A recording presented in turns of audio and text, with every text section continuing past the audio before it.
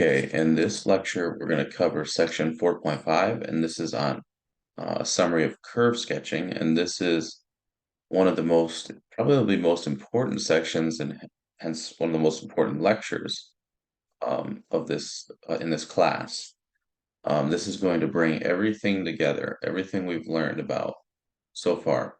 So it's going to involve looking at domains of functions, intercepts, determining symmetry. It's going to involve looking at asymptotes, vertical and horizontal. So that means computing infinite limits, determine whether or not we have horizontal asymptotes, or just ordinary finite limits to determine whether or not we have vertical asymptotes. And then we need to look at whether or not functions are increasing or decreasing. This is going to involve computing the first derivative, and then finding local extrema, so finding critical points. And then it's going to involve concavity and points of inflection, finding these, determining these about the function, and that's going to involve computing the second derivative. And then from all this data on the function, we will be able to get a very reasonably accurate graph, or a sketch of the graph, or the sketch of the curve associated with the function. So let me share my screen so we can start working through some examples to see how this works out. Let me open Paint. So I'm gonna, since we've done a lot of this already, like compute derivatives using product rule, chain rule, quotient rule, etc. I'm going to leave out some of those details, and it'll be up to you to fill in those details, to pause the video and work out the calculations yourselves. I'm not going to go through, just for the sake of time, I'm not going to go through all of the simplification. So we're going to work on example 1 now. So let's see, so we have example 1. And we want to use the so-called guidelines to sketch the curve sketching guidelines. And this is in also section 4.5. So there's a list of steps on how to get a reasonably accurate graph of a function.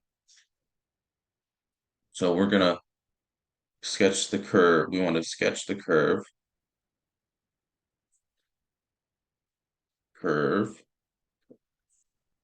Y is equal to 2x squared over x squared minus 1. So the first step is, what is the domain? What are the values we're allowed to plug in this function? And it's pretty clear that, oh, maybe it's not, because I didn't, this is a horrible 2 right here. Let me fix that. Hopefully now it's clear. The domain is, now that I've fixed that 2. So this is x squared minus 2. It's going to be every real number except 1. So the domain is going to be negative infinity, -1, union, -1, 1, union, 1, to infinity. Okay, so there's the domain. And now intercepts. So we want to find the x and the y intercepts.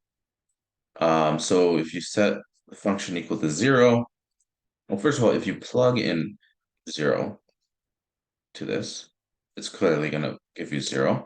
But if you set this whole fraction equal to 0, it's also going to imply x is 0. So that means the x and y intercepts are both 0. So x and y intercepts are 0. So in other words, we're looking at the point 0, 0. All right, so now what about symmetry? Do we have, maybe we don't have symmetry. It's not necessary. It's not, well, yeah. So you could be the symmetric, and then the sort of symmetry you could have is an even or odd symmetry, or you could not be symmetric at all. So are we symmetric? And if we are symmetric, which symmetry do we have? Well, if we look at this function, notice there's a lot of squares in here, right? So I'm going to call this function also f of x. And my guess is, if we let me remind you, actually, first of all, what types of symmetry you can have for here, just in case it's not clear. Maybe you don't remember. So remember F is said to have, let's say, um it's said to have even symmetry, let's say. It's an even function if f of negative x is equal to f of x, and then it's said to have odd symmetry if f of negative x is equal to just f of x. No, no. It's negative f of x. The negative factors out in a sense. So this means, uh, so let me just actually, so I ran out of room. I did not realize that.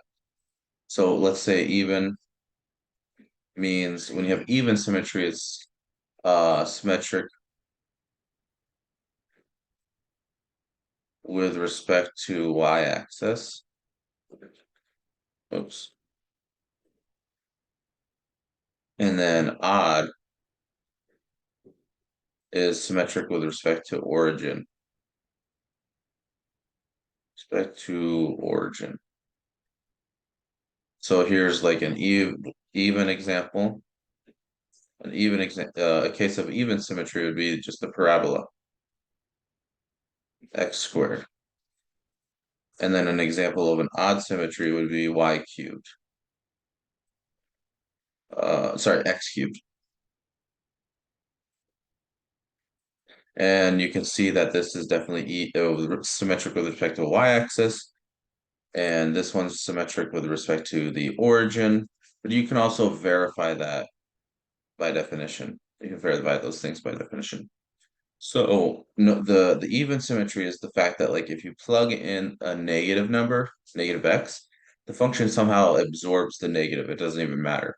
So notice we have a lot of negative squares. We have a lot of squares in our definition of the function f of x. So it's reasonable to guess that this is an even function because if you plug in negatives, you can see that they're probably going to be absorbed, and in fact, that's what happens.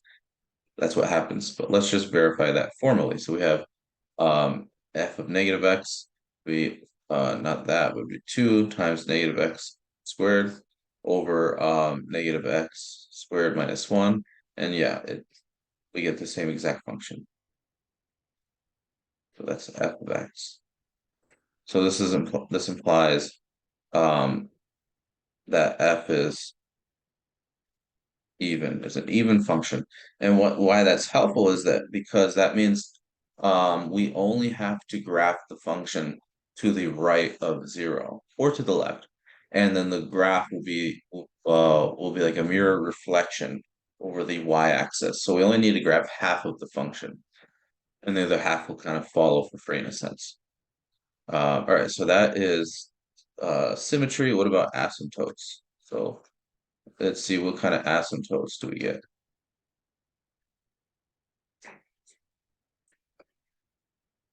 So we want to compute the limit as I'm gonna combine two computations at once. And it's not, and actually I can do that because the function is even. So I'm gonna take the limit as x goes to both plus or minus infinity. Calculations are gonna work out the same. So just do them together. Don't, in general, this won't be true. So make sure you look at your specific example to see whether it's true. The reason why I can combine these two in one, um, but we can do both at the same time because the function is even. And if you do the calculation, so what do? We'll just go through this. It's not that bad. You divide by x squared in the numerator and the denominator, you get 2 over 1 minus x squared. And then the 1 over x squared goes to 0, so you get 2. And now we just need to figure out what kind of, so this means we have, I should say, what does this mean? It means that y is equal to 2 is a horizontal asymptote. Okay, so that handles um, horizontal asymptotes. What about vertical asymptotes? Well, vertical asymptotes can occur when the denominator is where the denominator is zero.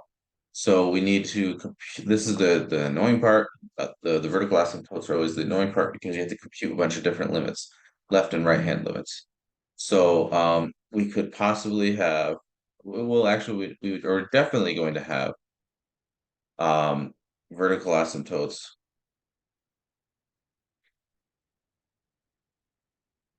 They're going to occur. I guess this is the right language. I don't know. Occur at x is equal to plus and minus one. But so they go to plus or minus one. But I just need to figure out now which when you go to plus or minus one, I have to now compute as you go to the left and the right because you could go to off to plus infinity or minus infinity depending on where whether or not you approach from the left or the right. So vertical asymptotes are a bit more annoying to calculate. So we're going to take um, x go to negative 1 from the right, I guess. And I guess the way to see this is um, really like the numerator. So this is definitely going to go to an infinity. The question is, does it go to positive infinity or a negative infinity? So the notice, so x is going to go to negative 1 from the right. So it's going to be like negative 1/2, negative 3/4, negative 7/8, negative 9/10, whatever. It's getting very close to negative 1. So we're plugging in a bunch of negative numbers close to 1 on the right. Now the numerator is just going to be positive, right? Because we're squaring number. But the denominator, what is the denominator going to be? Oh, I'm sorry, we're not going to the negative one yet. We're going to do x equals 1 case first. All right, so it's going to go to it's going to get close to 1 from the right. So it's going to be like, um, you know, 1.5, 1 1/4, 1 1/8, 1 1/16. Again, the numerator is always positive, don't care. And if x is going to the one from the right, 1x² will always be bigger than that negative 1. So it's going to go off to positive infinity. So we have like this, the ratio is never negative. All right, well, now what about when x goes to 1 from the left? All right, so now we're thinking like, um, you know, 1/2, 3/4, 7/8, 9/10, whatever, 15/16. It's getting closer and closer and closer to 1 from the left. Well, again, the numerator is always positive, but in this case now, the x² term is going to be less than 1. So we're just going to have we're going to have a negative overall, right? So this is going to go up to negative infinity. Right now, so that tells us how it approaches what it looks like near this asymptote, the function is. All right, so now we're gonna look at x going to negative infinity from the right.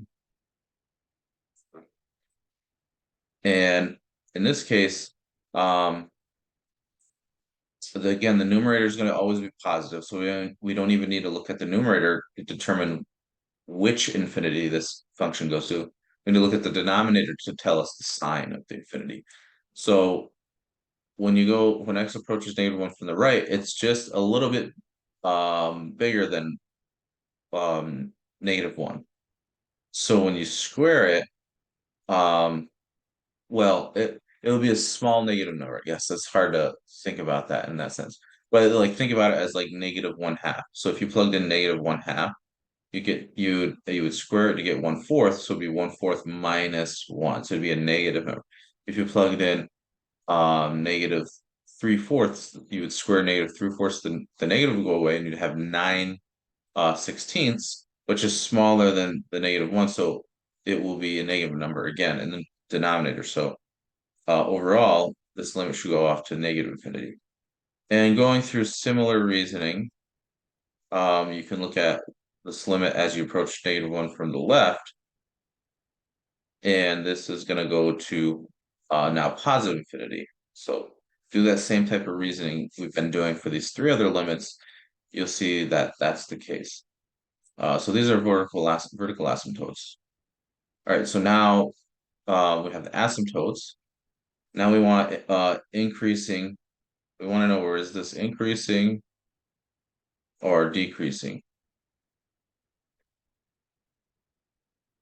So to do that, we need derivative. So y prime, and this is what I'm going to just omit. I'm just going to omit this calculation here. So if you want to, I'm just going to write down the derivative, and you can pause it and verify for yourself that this is right. So if you have that y is equal to this, um, or I guess we're calling it f of x now, the book kind of just jumps around. Let's call this f of x. This implies that f prime of x, if you go through the calculation, it will be negative 4 x over x squared minus 1 squared. So now, when we need to know, when is this positive, when is this negative? Well, notice the denominator is positive always. When you square a number, the number is always positive. So the sign of the derivative is not, so let me say sign of derivative. Let's actually say this. Note, denominator always positive. So that means it doesn't affect or contribute, you could say, maybe, I don't know, whichever, however you like to phrase it, affect or contribute to the sign of f prime of x. The only thing that affects the sign is the numerator, because x could flip between positive or negative. But there's of course, this negative in the front. So what we can see that when x is positive, negative 4x is negative, and so the numerator is negative, denominator is positive, overall it's negative. So f prime of x is negative, and that implies that we're decreasing.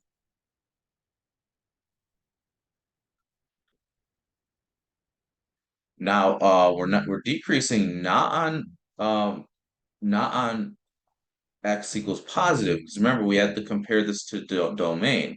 The function can only be increasing where it's defined. Remember, the domain way up here is this, so you got to keep track of all this data here. So it's going to be all the positive numbers in the domain. That's where it's increasing. It's not just increasing on all positive numbers. It's increasing all positive numbers in the domain of the function right here. So basically where it's going to be increasing is from 0 to 1 and then 1 to infinity. So it's decreasing on 0 to 1 union 1 to infinity.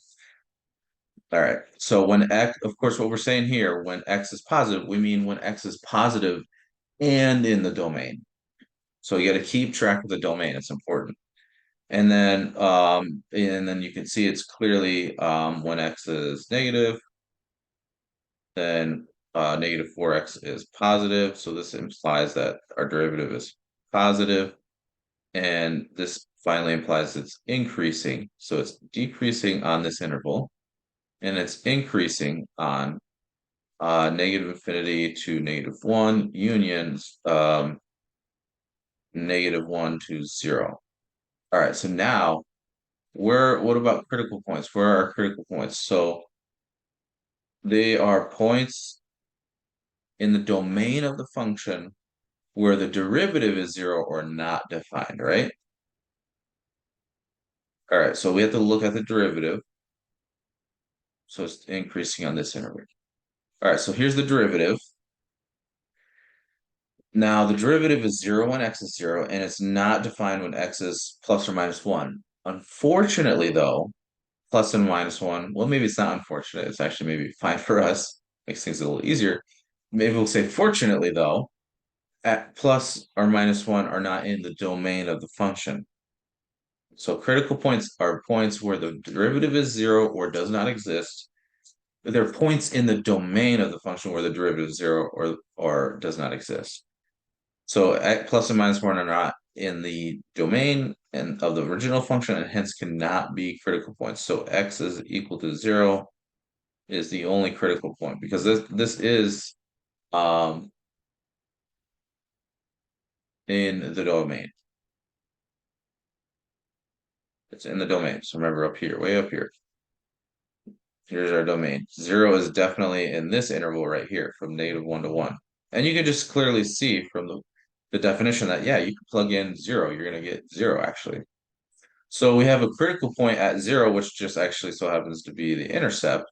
And this means that we could have a possible minimum or maximum point. So let's now investigate what sort of point this is. Is it a local extrema? And if it is it a minimum or a maximum?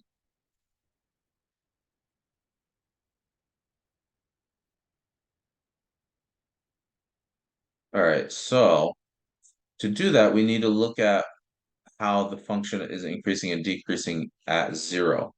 So what we see is that to the left of 0, from on the interval -1 to 0, we're increasing, and then to the right in this interval 0 to 1, we're decreasing. So we go increasing to decreasing. So that means that x equals 0 is well, we'll say corresponds.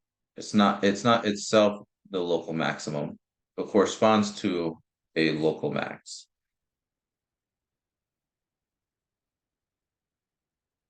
And in fact, the what it's going to correspond to is f of 0 is, well, we know this is intercept. This is the local max itself, the value you get from plugging in the critical point to the original function.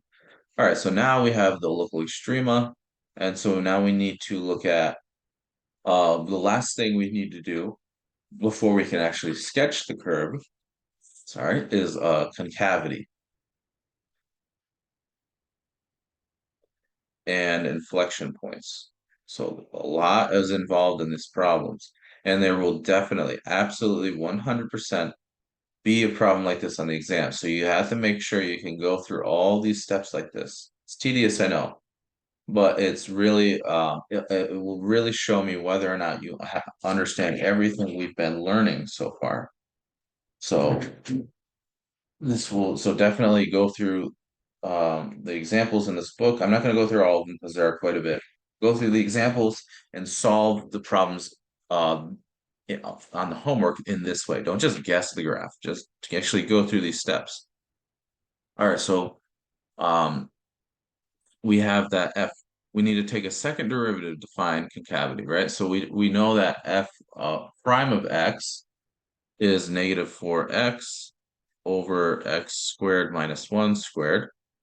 And so we need to take a derivative, and I'm just going to write the derivative down, and you can pause it, and I encourage you to pause the video at this point to verify what I'm going to just write down. So we get 12x um, squared minus, oops, sorry, plus 4 over x squared minus 1 cubed. So now in this case, so to find concavity, we need to figure out where's the second derivative positive or negative.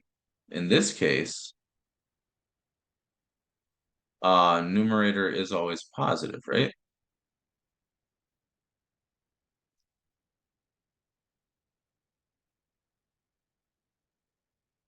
Right? So you have 12 positive number times x squared, which is another positive number plus 4, which is another positive number.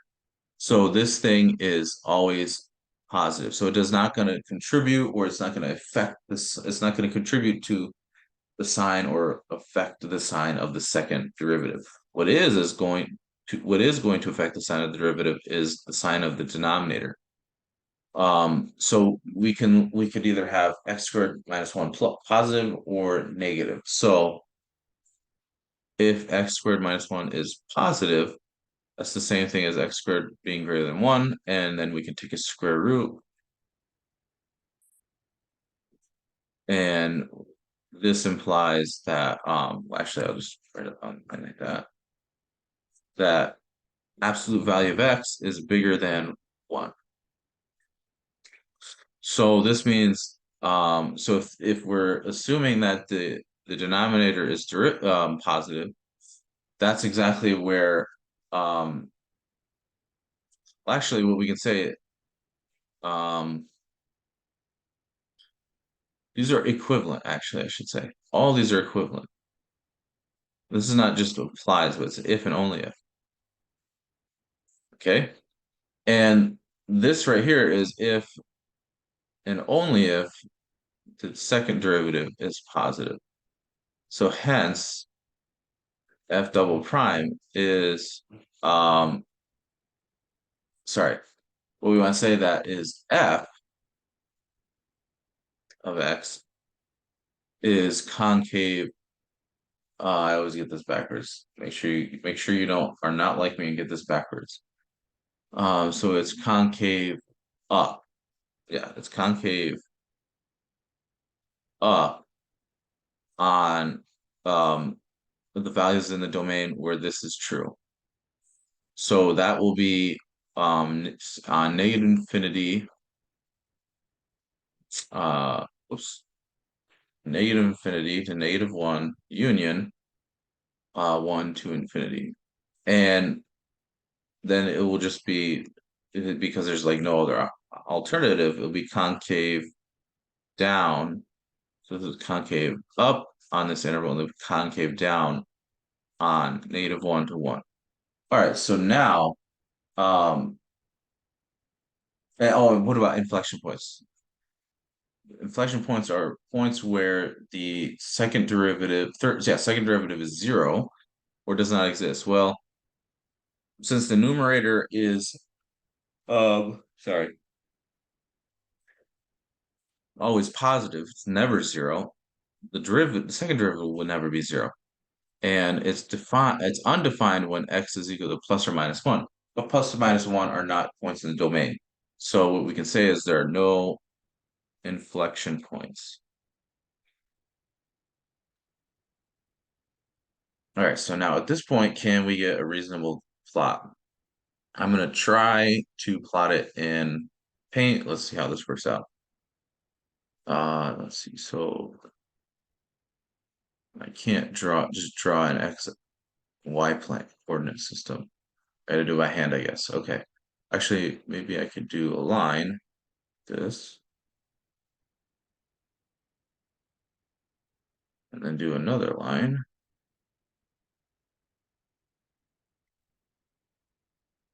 And straighten it out.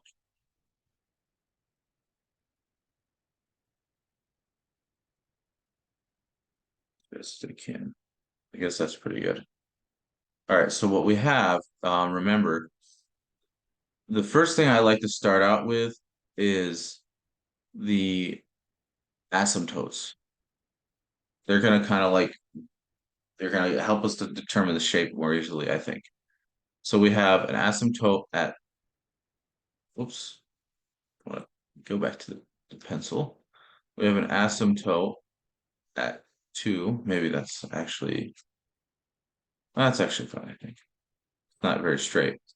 So we have asymptote at y is equal to 2. And then we have um, vertical asymptotes. So it's horizontal asymptote at y is equal to 2. And then a vertical asymptote at x is equal to 1. So this is x equal to 1. And then a vertical asymptote at x is equal to 2. Or sorry, not x is equal to 2. X is equal to -1. All right, we definitely know that 0, comma 0 is a point on the curve. So we have this point right here. And in fact, it's a maximum. Okay. So this is a maximum right here. So let's just plot the function first on -1 to 1. Well, what's happening on -1 to 1 in terms of increasing and decreasing? Well, it's increasing from 0 to 1. Sorry, -1 to 0, and then starts increasing from 0 to 1. And what about concavity? It looks like it's always concave down on this whole interval -1 to 1. And that's where we're going to first plot it. So it's increasing, and it has to get arbitrarily close to this line. It's got to go down to a negative infinity, right? That was another thing. What are these? How does it approach these lines? X is equal to -1 and 1. So when X is approaching -1 from the right, it goes to negative infinity.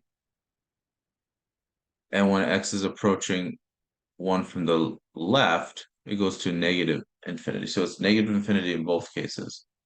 So we're kind of, so this is like going to be a max point, and then it's like going down like this. So it's increasing, and now it's decreasing,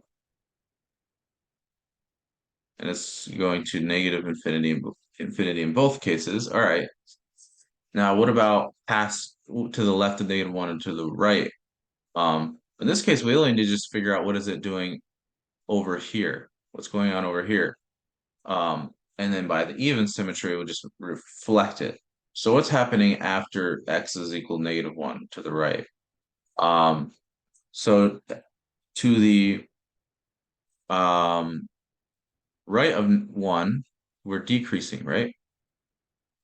All right, so to the right of 1, we're decreasing, and then to the, we're about concavity, and then to the right of 1, concave up. That means all the tangent lines are below the curve. So we got to draw it in that way. And really the only way, if you try a bunch of possibilities, is if the curve looks like this.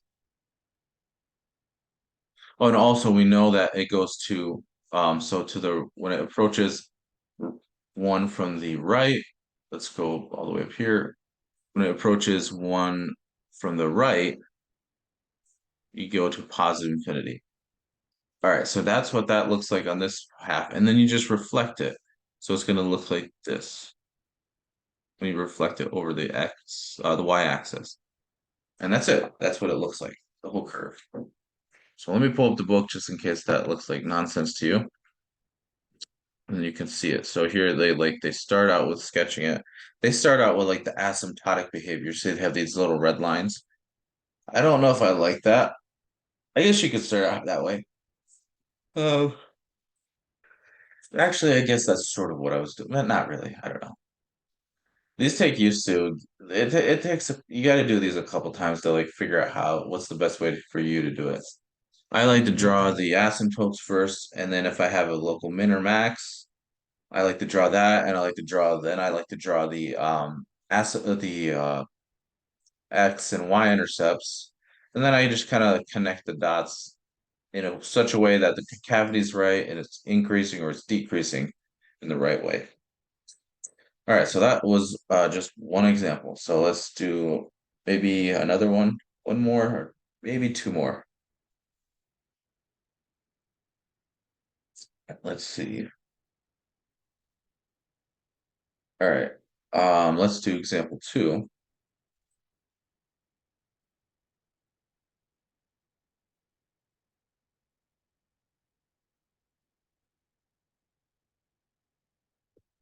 Example 2.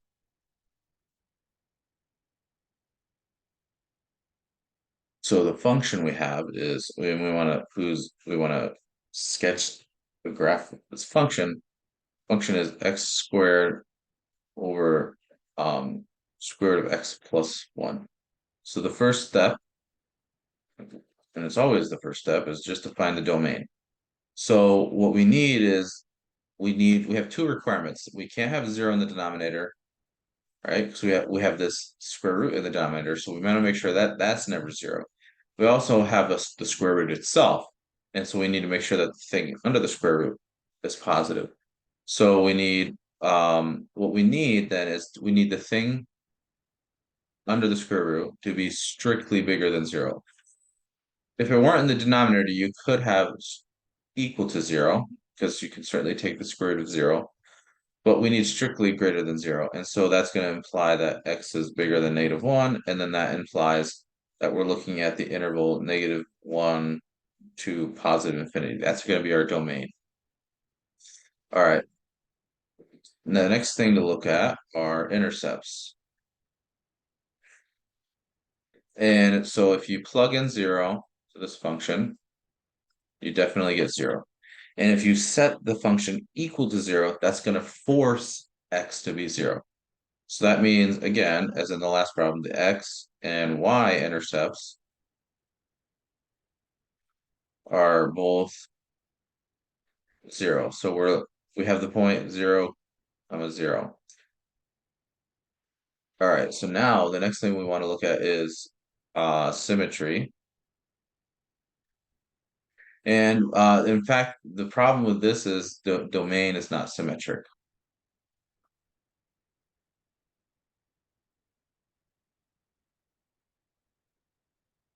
So no symmetry. That implies no symmetry. Because what does it mean to be symmetric? It means if you have to have x and negative x in the domain, and then you got to compare f of x with f of negative x, right? Remember? Way up here. Let me, whoops. Oops. Way up here. To be symmetric, you have to have a point x and it's negative. They have to both be in the domain, right? Otherwise, you can't evaluate f at either x or negative x. It wouldn't make sense. Now, in this case, the domain is not symmetric right here. So, for example, you have -2 is in this domain, but I'm sorry, you have 2 is in the domain, but -2 is not in the domain. So it doesn't make sense to talk about symmetry in this case. So non-symmetric domain. All right, so what about asymptotes?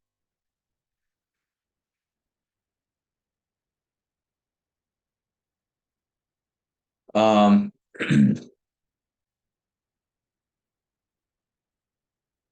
so let's see. So when we need to use actually in this thing case, I think we need to use L'Hopital's rule maybe. So we want to figure out, do we have an horizontal asymptote? So we're taking the limit as x goes to infinity of x squared over square root of x plus 1. So we want to know, where does this go? So we take the numerator and denominator both go to infinity. Okay, so that means we can apply L'Hopital's rule. So we have 2x over 1 half x plus 1 to the negative 1 half. And then now you take this limit. Okay, the limit now becomes well, you can take this 1 half and the 2 become 4 times the limit of x times the square root of x plus 1. This is the negative, puts it in the denominator. And you can see that this thing right here, you have when x goes to positive infinity, this thing goes to infinity and this thing goes to infinity. So their product is actually going to infinity. And you can see that if you plotted this too. This thing is going off to infinity. So overall, the answer is infinity, which is fine. The limit can be infinity. So what this means is that it doesn't approach any line. So function doesn't approach, or maybe you want to say get attracted to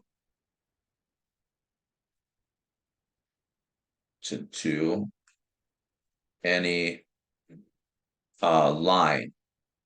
There's no line that like starts to approach or get attracted to or get caught by. So it implies no horizontal asymptote.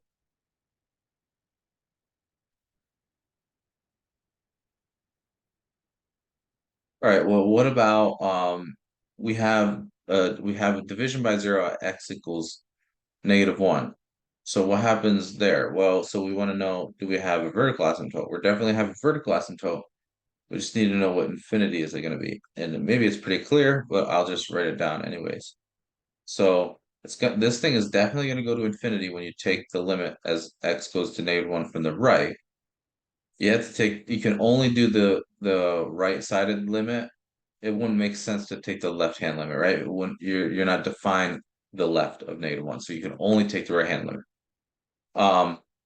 But you can see that when x is to the right of -1, x plus 1 is positive, square root of a number is positive, numerator is definitely positive. So this is going to go up to positive infinity. So this implies that x is equal to -1 is a vertical asymptote. So no horizontal asymptotes, but definitely a vertical asymptote. All right, so now we want to know where is it increasing slash decreasing.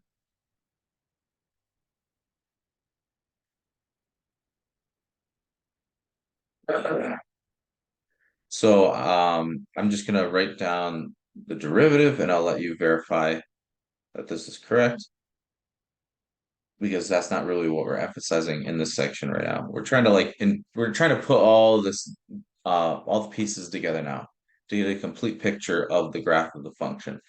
So I'm not really I'm just assuming we all know how to compute derivatives at this point and that we can verify that this is in fact the derivative. All right, so we have this, so this is the derivative, and we want to know where is this positive and where is this negative. So first of all, notice that if x is 0, then f of that 0, f of 0 is also 0, sorry. So this implies that x equals 0 is a, wait, they're finding critical points for, okay, I guess they're putting critical points together with this. All right, and critical points. All right, that's fine, I guess. They usually separate it. We separated it in the last one, but I guess we won't in this time. So this is going to be a critical point.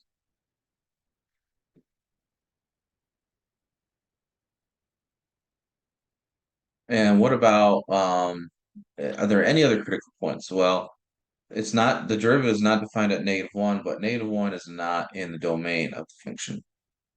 But now what about the numerator? This could be 0. So when if you plug in x is equal to when this is 0, and that's 0 when it is I guess -4/3, that implies, oh sorry, this is the derivative. The derivative is -4/3 or 0. But -4/3 is not in the domain. So although it makes the function's derivative 0, it's not in the domain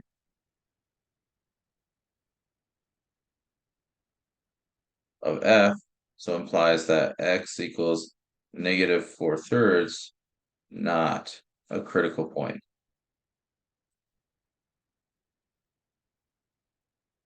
So the only critical point is x equals 0, and that's actually where we have the intercept, the x and y intercept. So we have a minimum, possibly a minimum or a maximum at this point. All right, so before we can determine that, however, we need to find where is this increasing and decreasing. Before we can determine whether this critical point is a minimum or maximum, we need increasing and decreasing. So what we have is we need to like chop things up at 0. So we can be from 0, -1 to 0, and then from 0 to infinity. So when we have x between -1 and 0, what's the sign of this function going to be right here? So just take a test value if you wanted. Notice the denominator is, actually no, the denominator could be negative or positive also, because we're taking a third root and then taking the cube root. But we're raising this to the third power and then taking a square root. So actually hold up. No, this denominator will always be positive, actually. Yes. Denominator is always going to be positive because we're taking x always has to at least be bigger than -1. So all we need to do is look at the numerator. What's happening in what's the sign of the numerator?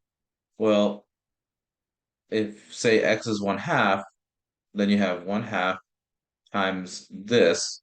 So you have -3/2 plus 4, and that's definitely gonna be positive. So this is gonna, you have a negative times a positive gives you a negative. So when x is between -1 and 0, f prime of x is negative. So that implies we are decreasing.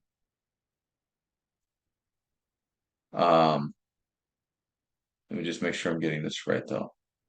So yeah, so this is decreasing. Oops. On -1 to 0, and then when x is bigger than 0, the numerator is going to be positive because x will be a positive number, and then 3 times x plus 4 will also be positive, clearly positive. So f prime of x is positive, so that means we're increasing on 0 to infinity. And then local extrema, so the next part, we can just immediately conclude that x equals 0, so we're decreasing to the right of it, and then left of it, and then increasing to the right of it. So this implies this corresponds to local minimum. So f of 0 equals 0, it's because it's actually the x-intercept, is a local minimum.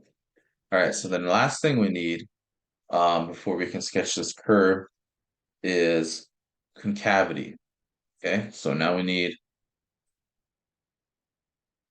concavity and inflection points.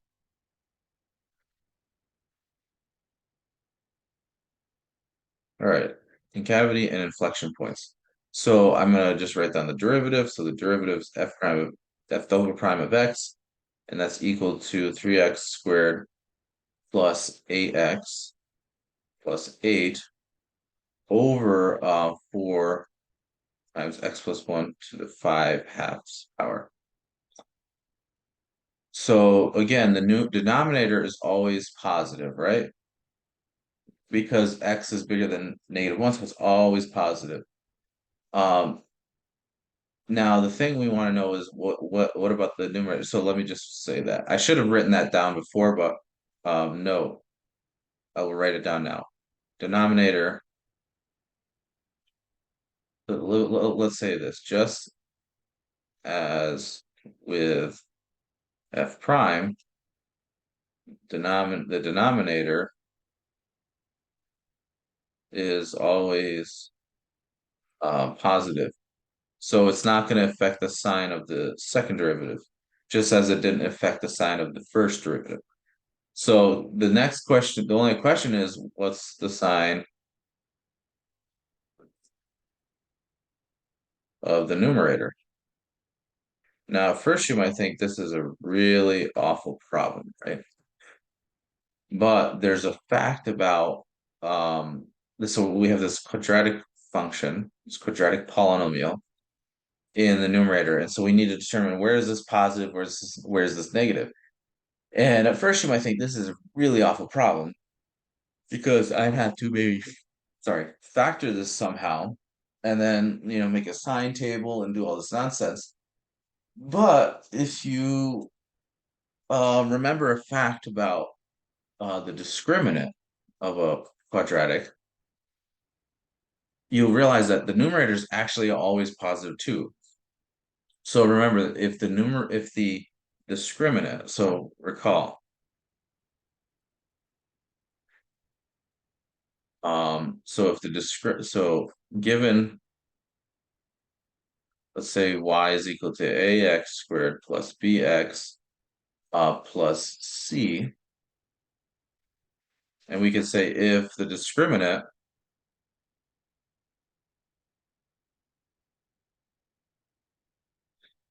defined to be b squared minus 4ac is always positive, then graph the graph of y is equal to ax squared plus bx plus c is above the x-axis, and hence y is always positive. So it's not going to ever go below, dip below the x-axis. And that's the reason why is because when the discriminant is positive like this, you can't have x-intercepts. But even if you had, okay, yeah. Anyways, yeah, it will say that this is definitely above the x-axis. You could have x-intercepts will still be positive, like you just touch the x-axis like that. I guess. Oh, that would be a double root. Okay, maybe let's see. Maybe you can modify this and say if the discriminant is greater than or equal to 0, maybe. Then the graph so yeah, I guess that would still be accurate to say if the discriminant is greater than or equal to 0, then the graph of this function lies above the axis, or maybe just touches it. And um hence y is greater than or equal to 0. So you just a slight modification and you can handle more cases. All right, so how does that help us though? How does this fact about discriminants help us? Well, we have in our case 3x squared plus 8x plus 8. So we have A, B, C. So that implies that we get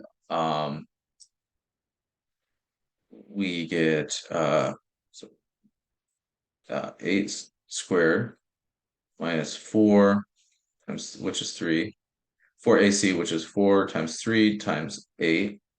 And I guess if you go through the calculation, oh wait, did I do this right? Oh, I'm sorry, I did this wrong. Hold on. The fact is not quite right. I'm sorry.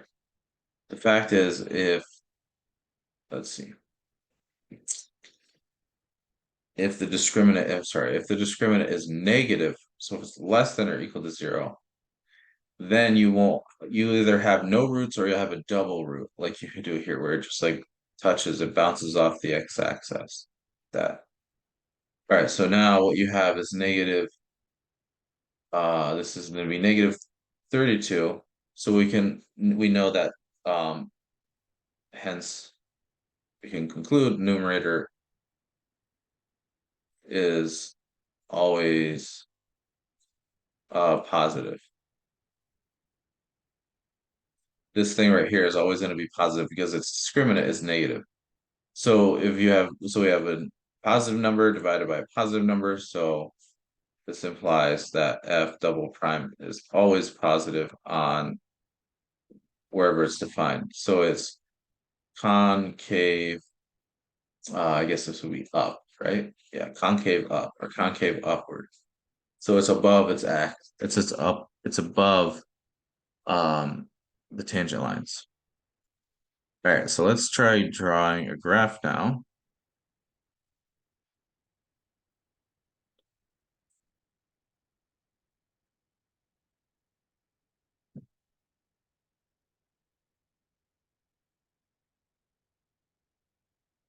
Okay. Not perfect, but that's all right. I will show you the picture also. But I just want to go through the process of drawing it with you. So first of all, again, let's start with the asymptote. So we only have a vertical asymptote, and it's at -1.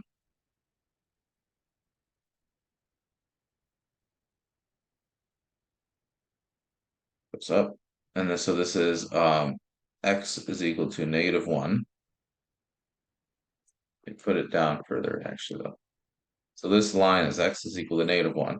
Then we'd have that the function goes through this point, and we know that when you get close, so this is going to be a local minimum, and we need to be concave up. We need to be above we need the curve to be above its tangent lines, and it's got to go to positive infinity as you approach this vertical line. So it's going to look something like, I don't know, something like, oof, maybe not quite like that. It looks terrible. It almost just looks like a parabola. It's definitely not a parabola. Uh, it's kind of hard to draw with this tablet, though. That's the problem. All right, let me see if I can try that again. Should be a little bit sharper. Okay,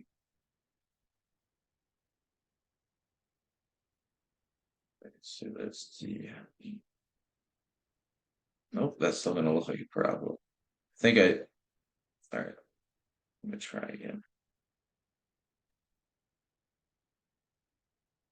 Nope, it looks terrible. Anyways, if you drew that, I would probably accept it. But you could probably do something better writing it by hand on a with a pencil or a pen. But let me just show you what it looks like.